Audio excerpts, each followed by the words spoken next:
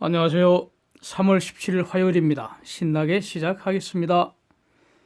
요즘 도대체 무슨 일이 일어나는가? 한마디로 대학살이 진행 중입니다. 누가 어떻게 죽어가는지 뒤에서 보겠습니다. 사진 보시면 다우가 지금 그 12.9% 하락했는데 87년 블랙 먼데이 이후에 가장 크고요. 역사상 29년 대공황 이후 세 번째로 하루 중에 큰 하락률이라고 합니다. 연준이 일요일날 전격적으로 제로금리 선언한 이후에 이미 어저께 낮에 한국 시장 낮에 선물 시장에서 5% 하한가 발생을 했기 때문에 각오는 다 한 것 같고요. 장 시작 직후에 다시 한번 서킷 브레이크 걸려서 15분 거래 중단되기도 했었죠. 다우가 2,997포인트 12.93% 폭락했고 S&P 500 지수 11.57% 폭락, 나스닥 12.32% 폭락, 반도체 지수 무려 15.9% 폭락했고요. 마이크론은 19.92% 폭락했어요. 마감 후에 추가로 0.29%더 폭락입니다.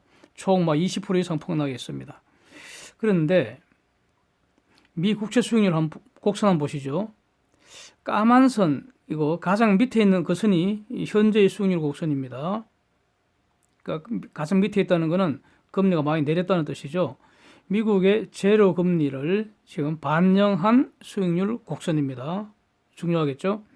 3월물이 0.216%, 2년물이 0.368%, 10년물 0.748%입니다. 장단기 금리 역전 현상 없습니다. 저는 여기서 장기물 수익률이 추가로 더 내려갈 것 같지는 않습니다.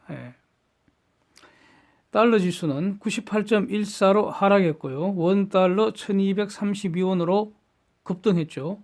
원엔 환율은 11.62로 그야말로 폭등을 했습니다. 위안 달러는 6.99로 내렸습니다. 미국이 제로 금리 선언했으니까 이거 반영을 해서 달러 지수가 살짝 내린 걸로 보이고요. 그런데 지금 모든 국가가 미국과 동조해서 양적 완화할 것이기 때문에 결국 달러 약세 요인은 해소되리라고 보는 거 이게 합리적일 것 같습니다. 저는 러시아, 브라질, 터키 이거 상당히 위험국으로 지금 계속 여러 번 말씀드리고 있는데 이들 세 개 국가 모두 환율 폭등세입니다. 그래프 한번 보십시오. 여기서 뭔가 외환 위기가 한번 터질지 주목됩니다. 러시아가 위험할 것 같습니다. 유가는 주가 폭락에 따라서 다시 폭락해서 WTI 28불, 브렌트 29불 이렇습니다. BP CEO가 2020년에 원유 수요 마이너스 성장할 수 있을 것 같다 이런 의견이 보도되고 그렇습니다. 수요 감소를 걱정하는 것이죠. 그런데 하여튼 간에 그런데 말이죠. 이런 저유가라는 이거는 러시아, 사우디, 미국 누구도 원하지 않는 것으로 보입니다. 사우디도 원래 원하지 않았던 것이고요. 러시아도 마찬가지고 트럼프도 싫다라는 것이 어저께 발표에서 분명해졌습니다. 그런데 지금 러시아, 사우디, 미국은 모두 미국 지금 1,300만 배럴 하루 이상 퍼올리고 있고 그런 능력이 있고 사우디도 여기까지 늘리겠다는 거죠. 러시아도 1,000만 배럴 이상입니다. 이렇게 주요 플레이어입니다. 주요 선수들입니다. 이들이 모두가 원하지 않고 그 다음에 이건 결국 수요 공급에 따라 결정되니까 인간의 정책으로 이 상황을 바꿀 수 있는 겁니다. 이건 바이러스하고 완전히 다르죠. 그래서 이런 점을 주목한다면은 유가가 추가로 여기서 한 번 더 급락한다거나 또는 이런 저유가 상태가 지속될 가능성은 매우 낮다고 저는 생각합니다. 그런 의견을 유지하겠습니다. 데이터 정리합니다. 연준이 전격적으로 기준금리 100bp를 내려서 제로금리 시대를 다시 열었고요. 7천억 불 양적 완화 시작을 했고요. 그 다음에 이제 지난밤에는 오버나잇 레포 시장 어저께 한번 말씀드렸는데 하루짜리입니다. 여기에 추가로 5천억 불 공급을 했고요. 이 말은 필요한 곳에 필요한 만큼 달러 준다 이런 뜻입니다. 그때도 말씀드린 것처럼 그 다음에 글로벌 중앙은행들하고 달러 스왑을 통해서 미국뿐만 아니라 글로벌 시장에도 달러 유동성 충분히 공급하겠다는 겁니다. 왜냐하면은 국제시장에서 돈은 달러밖에 없으니까요. 예. 그리고 뉴질랜드도 75bp나 또 내려갔고 금리가 0.25%가 되었고요. 한국은행도 50bp를 내려서 그 사상 최저금리인 0.75% 기준금리 이렇게 시대가 열렸고요. 이것도 지금 좀 높지 않습니까? 미국보다. 미국은 제로인데. 예, 그렇고요. 중공은 지준율 추가 인하해서 유동성 왕창 늘렸죠, 어제. 그 다음에 추가로 금리 인하 가능성이 지금 그 전망이 되고 있고요. 일본은 지금 마이너스 금리이기 때문에 추가로 금리 내릴 여력은 없는 거죠. 그래서 역시 금리는 내릴 수가 없고요. 일본은 대신에 유동성을 왕창 공급을 했습니다. 이게 다 전부 다 어제 일어난 일이죠. 한마디로 온 세상이 지금 현금 마구 지금 살파고 있다는 겁니다. 한마디로 이겁니다. 필요한 만큼 충분히 공급하겠다. 그래서 돈 없어서 경제가 망가지는 일은 없을 거다. 이런 뜻입니다. 왜 이렇게 하겠습니까? 시장에서 돈이 증발했기 때문에 그만큼 부족한 돈을 다시 채워주는 거 아니겠습니까? 시장에서 돈이 증발했다는 게 뭡니까? 글로벌 증시가 폭락했다면 거기에 상응하는 돈이 사라진 겁니다. 네. 타우가 지금 고점 대비 한 달도 안 돼서 지금 3분의 1 토막 가량 났지 않습니까?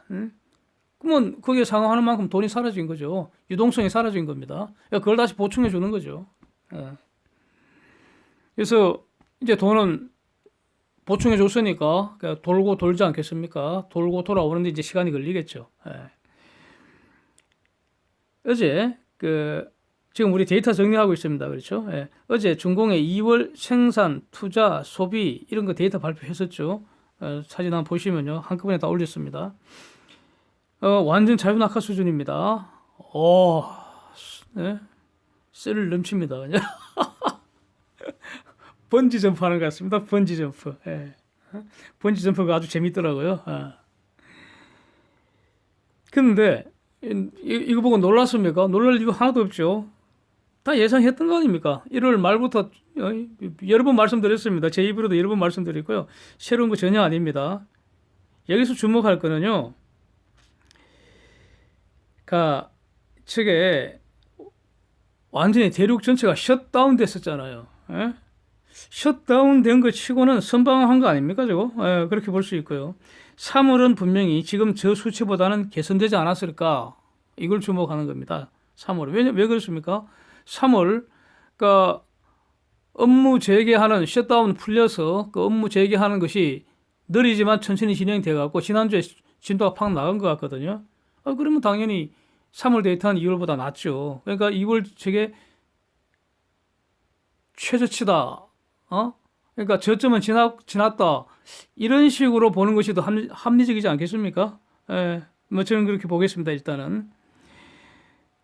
오히려 지금은 중공 이외 지역, 즉 구체적으로 유럽이죠. 유럽하고 미국에서 셧다운이 이제 시작되는 것으로 보입니다. 그래서 지금 고민해야 될 거는 저런 중공의 저런 아찔한 번지 점프하듯이 자유낙하하는 저런 데이터 보고 겁낼 게 아니라 저게 저점인가 저점이 지나고 있는가 이거 고민해야 된다고 이렇게 생각한다는 겁니다. 1번 1월 근원기계수주 전년비 마이너스 0.3%로 이거 예상보다 양호한 값이고요. 인도네시아 2월 수출이 전년비 11% 증가해서 예상치 마이너스 6%보다도 완전히 폭등한 것입니다. 이게 2월 값이니까 결국 인도네시아는 바이러스의 반사 이익을 즐겼다 이렇게 봐야 되지 않겠습니까? 이렇게 이제 데이터 보고 알 수 있는 거죠. 미국 3월의 뉴욕 제조업 지수 마이너스 21.1로 예상치 4에 비하면 이거 완전 폭락한 거죠. 그래서 미국 지금 바이러스 충격파 이제 진행되고 있다. 이렇게 보면 되는 거죠. 뭐. 쟁점 정리하겠습니다. 이제 대학살 누가 어떻게 죽어가고 있는지 한번 보겠습니다. 아주 편안하고요. 가볍게 투자의 관점에서 보시기 바랍니다. 제가 이런 말은 지금 처음 드리는 것 같습니다. 제 기억에는 없습니다. 이 폭락장에서 죽는 사람들은요. 한마디로 이겁니다. 레버리지 네이키드 롱 포지션을 가진 사람입니다. 레버리지, 네이키드 롱 포지션. 뭐 어렵습니까? 쉽게 하면 이겁니다. 빚내서 매수하고 해지도 안 한 사람들입니다. 쉽게 말하면 이겁니다. 레버리지가 빚냈다는 것이죠. 네이키드라는 게 해지 안 했다는 뜻입니다. 네이키드가 벌금을 썼다는 거죠. 네이키드가 그렇죠. 나체 아니면 나체, 누드, 나체 이런 거. 그러니까 투자할 때 나체로 달린다는 거는 해지 없다는 뜻입니다. 이렇게 투자하면 지금 죽는데, 자 보겠습니다. 가령 해지도 없이 신용거래 왕창 걸었다면은 그거 지금 종착지는 깡통입니다. 종착지는 깡통입니다. 가령 시작할 때 자산이 1, 100, 1000 많든 적든 상관없습니다. 그 뒤에 단위는 원을 붙이든 달러를 붙이든 억 원, 억 달러 붙이든 그러니까 1원이건 1억이건 1억 달러건 100억이건 100억 원이건 100억 달러건 상관없습니다.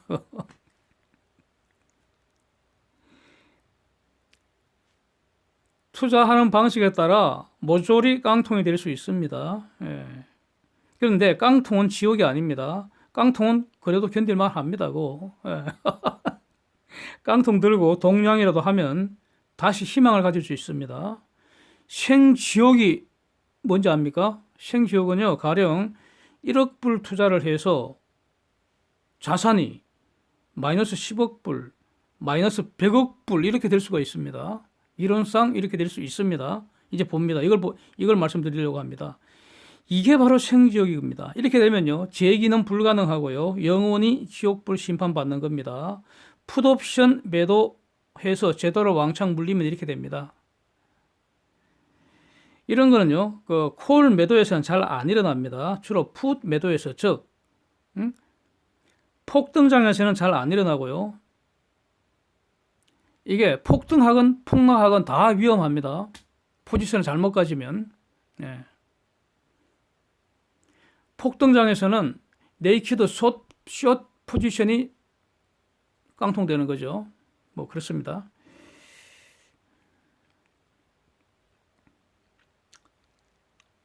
그래서 그런데 이런 그 지옥불, 생지옥이 일어나는 거는 폭등에서는 잘 안 일어납니다. 폭락에서 일어나서. 그래서 이제 그 풋 매도에서 이런 일이 발생한다 이런 뜻인데, 지금 그 세계 금융시장에서 바로 풋 매도 때문에 대학살이 일어나고 있다 이런 뜻입니다.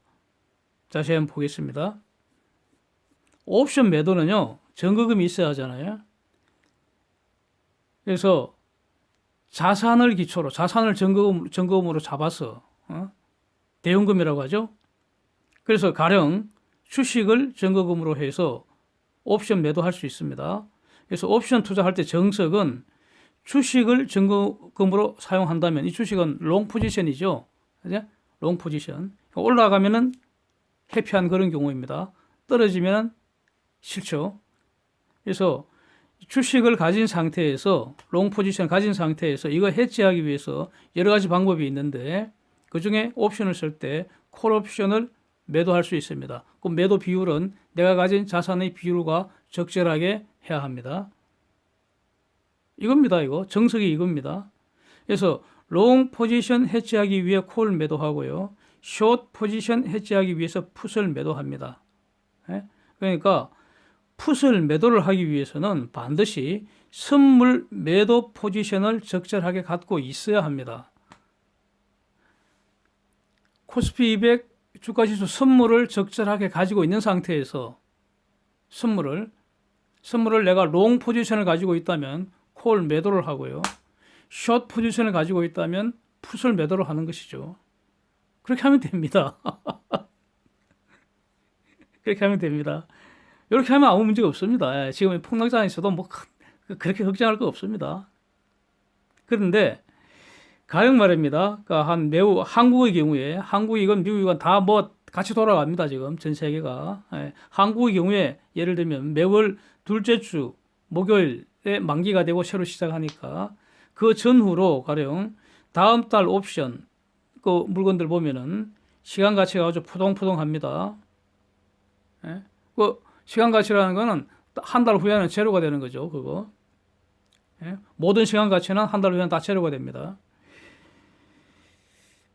그래서 내가 롱 포지션을 갖고 있다면은 적당하게 콜 한 놈 매도해버리면은 거의 10중 8구는 이기는 게임입니다. 예? 이거는 그냥 푼돈밖에 안 되죠. 그런데 푼돈도 뭐 만만치 않은 푼돈인데 설사 예상을 완전히 빗나가서 콜 매도했다는 것은 주가 더 이상 오르지 않는다는 뜻입니다. 예. 그렇게 예상될 때 콜 매도해버리는 거죠. 그래서 예상이 완전히 빗나갔다는 것은 올라도 찔끔 오르고 오르거나 찔끔 오르거나 그러니까 정체될 거다, 횡보할 거다 이렇게 예상할 때 콜 매도를 때리는데 예상이 완전히 빗나갔다는 것은 완전히 폭등을 해버리는 것이죠. 폭등하면은 콜 매도에서는 엄청난 손실 발생합니다. 그러나 내가 가진 주식에서 이익이 나기 때문에 결과적으로 이익 찔끔 보거나 손실 찔끔 보는 뭐 그런 구조입니다. 그러니까 뭐 신경 쓸 거 하나도 없습니다. 언제든지 웃을 수 있습니다. 예. 그런데 문제는 이렇게 하다가 한 1, 2년, 2, 3년 이렇게 하다가 재밌죠. 푼돈 생기니까. 그래서 간도 커지고 말이죠. 욕심이 나면은 그렇게 했다가 좀 내렸다고 그럼 콜에서 이익이 나니까 그때 잘못해서 풋을 매도하면은 그게 바로 지옥 행진이 시작된다 이런 뜻입니다. 그때 풋을 매도해버리면 양 매도가 되지 않습니까? 이런 상황에서 풋 매도는 해지할 장수가 변변치를 않습니다. 콜 매도로 제대로 풋 매도를 해지를 못합니다. 폭락을 하게 되면요, 이거 풋 매도는 해지가 없는 상태, 즉 사실상 네이키드 풋 매도 상태입니다. 그래서 이걸 만약에 초반에 빨리 그 대응책을 마련하지 않고 이번 폭락장에서 버텼다면은 이제 이런 사람들이 죽게 된다는 겁니다. 버텼다면은 풋 매도에서 수십 배, 수백 배 손실이 날 수 있습니다. 그래서 자산이 1억 불이 있건 10억 불이 있건 100억 불, 1000억 불이 있든 그거 다 날리고 추가로 빚을 지게 된다 이런 뜻입니다. 그 빚 못 갚으면 지옥이죠. 물론 그 전에 마진콜 걸려오고 말이죠. 추가 잔금을 못 넣으면 반대 매매 당해서 일찍 청산되기 때문에 실제로 원금의 마이너스 10배, 마이너스 100배 이렇게 되는 극단적 사례는 드뭅니다. 이론적으로 가능하다는 건데 그런데 만약에 말이죠. 이런 미국 시장 폭락 이거 어마어마하지 않습니까? 네, 어마어마하지 않습니까? 이렇게 묻고 있지만 뭐 저는 뭐 묻지 않을 이유도 없습니다. 네. 가령 그 지난주 금요일 날 그 좀 폭등을 했지 않습니까? 그래서 그때 어떻게 마진콜을 메우고 말이죠. 떼우고 이제 기대하고 있는데 오늘처럼 이렇게 대폭락을 해버리면은 그야말로 생지옥이 하루아침에 실현될 수가 있습니다. 그렇게 되는 겁니다. 그래서 이제 제가 그동안 해지 투자 수시로 강조한 거 상기하시기 바랍니다. 그래서 해지 투자하는 그런 습관이 없으면 투자하지 마시기 바랍니다. 예. 보십시오. 한 달도 안 돼갖고 4년 전 주가로 돌려버렸잖아요. 예. 그래서 해지한다는 거, 비 올 때 양산 준비하고요. 햇빛 쨍쨍할 때 우산 준비하는 겁니다. 예. 근데 이제부터 한번 보겠습니다. 실천적으로. 지금은 다우지수 고점 대비 대략 한 3분의 1 토막이 딱 사라졌습니다.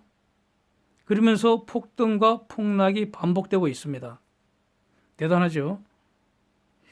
그래서 이런 말씀 제가 드린 거 상기하기 바랍니다. 지난주까지는 지수 기준으로 V 반등 저는 분명히 부정을 했습니다. 지수가 높았으니까. 근데 이제부터는 현재의 기준 지금 뭐 2만 선인데 2만 선인데 아직 2만 선 깨지지는 않았는데 이제부터는 만약에 추가로 또 폭락하면은 적어도 2만 수준까지는 V 반등 일어날 가능성이 높다고 봐야 하지 않겠습니까? 상황이 달라졌다고요. 예. 예? 지난주하고는 상황이 달라졌다는 겁니다. 이미 충분히 폭락을 했기 때문에 여기서 또 폭락이 일어나면은 그러면 다시 V 반등 적어도 현재 수준까지는 V 반등 일어날 가능성이 매우 높다는 겁니다. 즉 지수 높은 곳에서는 밑으로 내려가는 서킷 브레이크는 잘 안 일어납니다. 그래서 서킷 브레이크 밑으로 내려가는 서킷 브레이크 일어났으면 다음에 올라가는 서킷 브레이크도 일어날 가능성이 높다는 거죠. 그게 V 반등 아닙니까? 예? 그래서 제가 말씀드린 게 선물 하한가 구경하고 나면은 그 다음에 선물 상한가 구경할 가능성이 있다는 겁니다. 네. 물론 지금 추가로 더 날아갈 가능성도 언제나 있죠. 그걸 누가 알겠습니까, 그거? 예? 뭐 5,000포인트 더 날아가면 다우는 반토막 되는 겁니다. 그러지 말라는 법이 없으니까 뭐 가능성은 항상 열어둬야 하는데 문제는 내려가면 내려갈수록 더 내려갈 확률은 점점 적어지는 것이죠. 그렇습니다. 그게 합리적입니다. 확률은 점점 더 적어진다고. 이럴 때 하는 말이 이제 요즘 하는 말이 이런 거 아니겠습니까? 현금이 최고다 이런 말 하는데 현금도 자산 중에 하나입니다. 현금도 자산 중에 하나입니다. 이거 케인즈가 그렇게 간파를 했죠. 예? 케인즈도 주식 투자 잘했죠. 이 사람이 한 말이 그 유명한 말이 있잖아요. 현금이 왜 자산입니까? 가만히 들고 있다가 위험 자산이 똥값이 됐을 때 살 수 있으니까 그게 그래서 자산이라는 거죠. 예? 현금은 그냥 갖고 있으면 그거는 아무도 챙기는 게 없는데 현금은 그건 무슨 말입니까? 그 현금이 마냥 들고만 있어 갖고는 아무 소용이 없죠. 그거 폭락할 때 지금처럼 이렇게 폭락해 있을 때 알짜 자산 이렇게 모르는 척 아는 척 슬쩍슬쩍 이렇게 매집을 해 두어야지. 예? 나중에 이게 다 끝나고 장이 다시 돌아왔을 때 그때 역시 현금이 최고였어 이렇게 되는 거 아닙니까? 지금 아직까지는 현금은 최고 아닙니다. 들고 있으면 그냥 현금일 뿐이죠. 저는 그렇게 생각합니다. 예, 그래서 지금부터는 조금씩 폭락하면은 본인이 평소에 갖고 싶었던 주식, 완전히 알짜배기 주식, 뭔지 저는 모르죠, 뭐. 예, 본인이 생각하는 건 알짜배기 주식.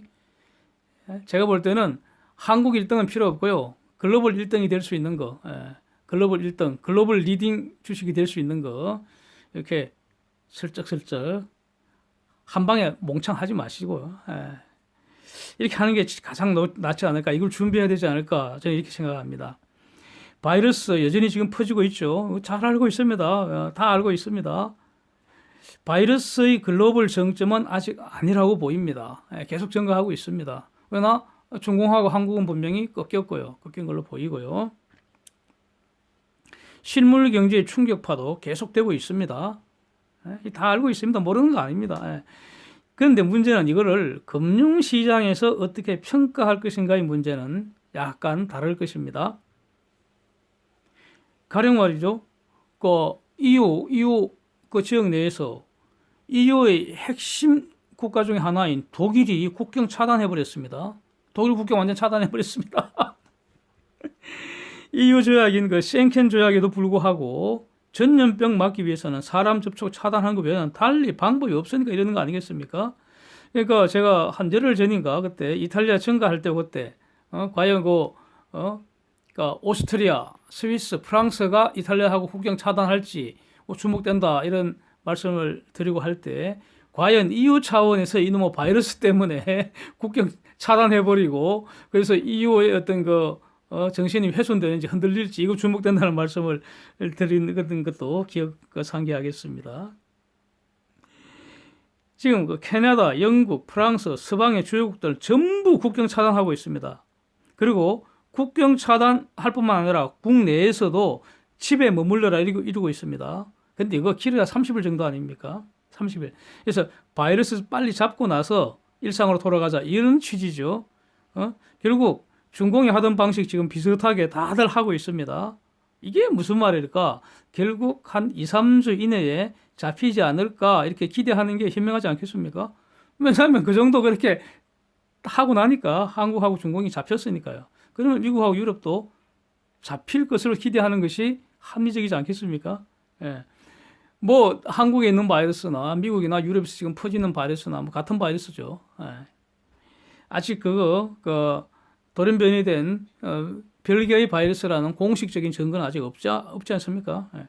그 다음에 중공의 공급망이 망가진 정도 이게 2월이 최악이지 않을까 이렇게 일단은 보고 싶습니다. 3월은 분명히 2월보다는 개선될 가능성을 이제 주목을 해야 될 것 같고. 근데 물론 중공도 여전히 통제 중이지만 그래서 12월 수준으로 돌아갈 수는 없으리라고 봅니다, 저는. 예. 중공은 앞으로 이 과거 수준으로 돌아가지는 않으리라고 저는 보고 있습니다. 그렇다 하더라도 2월보다는 개선될 거다 이겁니다. 지금보다 더 악화되지는 않을 거라는 그런 뜻이죠. 2월보다 더 악화되지는 않을 것이다 이렇게 본다는 겁니다. 그 다음에 미국과 유럽의 생산 충격이라는 거, 이것도 중공 데이터 참고해서 짐작할 수 있을 것 같습니다. 이 공급망 복구하고 하는 거는 기업들 중심으로 진행될 것이기 때문에 이거 상황이 바뀌면 이거 뭐 할 수 있으라고 보고요. 문제는 소비입니다. 소비. 엄청난 타격을 받았습니다. 지금 소비. 예? 소비는 그 개인 가게에서 일어나는 거 아닙니까? 예? 기업은 완전히 그 전문가 집도 아니고요. 거대한 조직입니다. 소비는 안 그렇죠. 개인 차원입니다. 그래서 지금 이 소비 복구하는 게 이게 지금 관건인 것 같은데, 예? 예? 소비 복구하는 거. 이걸 위해 갖고 지금 각국이 현금 살포하고 막 생 난리지 않습니까? 하고 심지어 미국에서도 전 가구에 아예 막 1,000불씩 뿌려버리자 이런 논쟁까지 있고요. 결국 할 수 있는 모든 것을 다 하겠다는 이런 태도 아니겠습니까? 한마디로 말하면 인간이 할 수 있는 모든 일을 하겠다. 인간이 만든 그 조직, 정부죠, 정부. 정부가 할 수 있는 모든 걸 하겠다. 이런 태도인 것 같습니다. 이런 취지의 말들이 지금 언론에 쏟아지고 있습니다. 대표적으로 커들러가 등장했죠. 잠잠하던 커들러가. 즉 트럼프 행정부입니다. 우리라는 건 트럼프 행정부. 트럼프 행정부가 할 수 있는 모든 일을 하겠다는 겁니다. 예? 미국의 힘을 총동원하겠다는 거죠. 그런데 예. 다시 한번 되돌아보면은 이 소비라는 건 또 인간의 본능입니다. 본능. 예? 인간의 본능입니다. 숨 쉬는 게 본능이잖아요. 숨 참고 버티는 거 고작 1분 아닙니까? 잠 안 자고 버티는 거 고작 며칠입니다. 이거 밥 안 먹고 버티는 거 고작 열흘쯤 될까요? 예? 그래서 과연 이런 종류의 소비 전략이 얼마나 갈지 실천적으로 지금 고민을 해야 하지 않을까 이런 의견입니다. 자, 바이러스 이거 영원히 다 죽이지 못할 수 있습니다. 이미 한 달 전부터 저는 이런 말 해오고 있습니다. 그렇죠? 자, 영원히 완전히 다 못 죽이면 고민할 건 뭐 있습니까? 그럼 같이 살면 되잖아요. 우한 바이러스랑 같이 살면 되잖아. 예? 에이즈 바이러스하고 같이 잘 살고 있잖아요, 인간은. 예? 인플루엔자 바이러스랑 지금 수십 년 같이 살고 있잖아요. 예? 코로나 바이러스는 이미 우리랑 같이 살고 있습니다. 예? 이게 뭐 보통 걸리는 감기가 그 코로나 바이러스라는 거 아닙니까? 그러면 우한 바이러스랑 같이 못 살 이유가 뭐 있습니까? 그냥 불충격인데 같이 살죠 뭐. 불충격은 많잖아요. 그렇습니다. 그래서 결국은 우한 바이러스에 대해서 백신, 뭐 진단 키트, 경구용 치료제, 경구용 치료제가 입으로 먹는 거 아닙니까? 알약 같은 거, 마치 감기약 같은 그런 거 아닙니까? 이런 거 결국 이제 시장에 등장하겠죠 앞으로.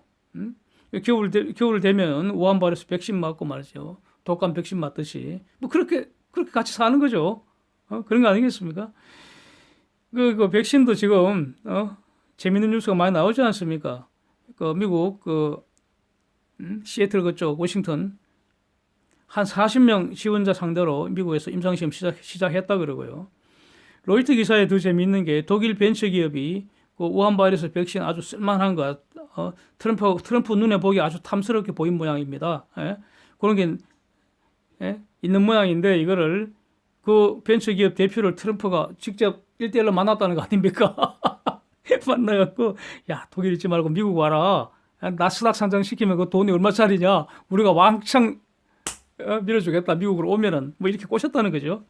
그러니까 메르켈이 그 말 듣고 기분 더럽게 나쁠 거 아닙니까? 그래서 둘이 막 가지 마라 못 보낸다 이렇게 막 티격태격 했다는 뉴스인데 트럼프하고 메르켈이 싸움질을 하거나 말거나 분명한 거는 이 판이 커지면 클수록 지금 판 엄청 커졌습니다. 그렇죠? 대단한 판이잖아요. 판이 커지면 커질수록 백신이 나올 확률도 커지는 겁니다. 원래 이런 그 백신 개발 투자하는 건 완전 투기판입니다. 이거 투기판. 예? 이 투기판이라는 건 이런 뜻입니다. 미국만 해도 말이죠. 분명히 그 백신 개발하는 그 벤처들 뭐 한 50개는 안 될 정도고 수십 개에다 그냥 그 미국 연구 자금 확 뿌려버리는 겁니다. 뭐 비슷한 규모로 이게 돈 확 뿌려놓고 한 3, 40개 중에 한 놈만 성공하면 된다 이런 뜻이거든요. 나머지는 죽는 겁니다. 가령 연구비 받은 벤처가 뭐 50개 있었다. 그중 한 개 성공했다 그러면 49개는 죽는 겁니다. 죽는다는 게 완전히 그러니까 무슨 큰 일이 생기는 게 아니라 그 사람들은 큰 돈 못 벌고 다른 것도 계속 연구하면 됩니다. 연구하는 게 그 사람들 일이니까. 예. 뭐 이게 투기판이죠. 그래서 이런 투자는 개인들이 그러니까 투자해서는 안 되고요. 공공자금으로 투자를 해야 하는 겁니다. 공공자금이라는 게 그 세금으로 운영하는 거 아닙니까? 실패하면은 모든 국민이 조금씩 분담하는 그런 의미죠. 그래서 개인들은 이런 벤처 투자하면 안 된다 이런 뜻입니다. 그래서 이건 뭐 백신 개발만 이렇게 하는 게 아니고요. 기본적으로 그 기술 개발 투자가 다 이렇게 하는 거죠. 자, 이제 또 다른 거 한번 보면요. 공포지수라는 거 지금 한번 보셨는데 이 빅스 지수가 지금 58입니다. 오늘. 이거 재미있는 것은 그러니까 지난주 소개드렸던 그 고점에서 지금 감소하고 있습니다. 지수 그 변동성은 더 커지지 않습니까? 그런데 공포지수는 감소하고 있습니다. 시장의 공포감은 지난번 그 폭락보다 줄어들고 있는 것으로 해석하는 것이 합리적입니다. 이 공포지수가 틀렸다고 볼 게 아니라요. 바로 이렇게 그 참고해 보려고 이 지수를 개발한 거 아니겠습니까? 그래서 이 공포지수를 가장 합리적으로 해석하면은, 오늘 비록 지수 변동성은 더 커졌지만은, 시장이 느끼는 그 공포감은 지난번 폭락 때보다는 줄어들었다. 이렇게 해석해야 하는 것이 합리적이라는 뜻입니다. 또 재밌는 것은요, 금값이 대략 10여일 전부터 지금 폭락을 해 있습니다. 그래프 한번 보십시오. 고점 대비 대략 한 15% 정도 갑자기 확 폭락을 했는데 이게 무슨 뜻입니까? 이 폭락한 거는 팩트 아닙니까? 이건 누구도 부정 못하죠. 이걸 이제 해석을 해야 되는데 분명한 건 누가 급하게 대규모로 갖다 팔았다는 겁니다.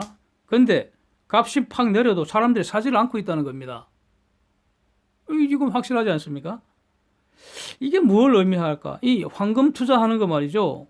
투자의 관점에서 보면 이거 엄청나게 위험한 자산입니다.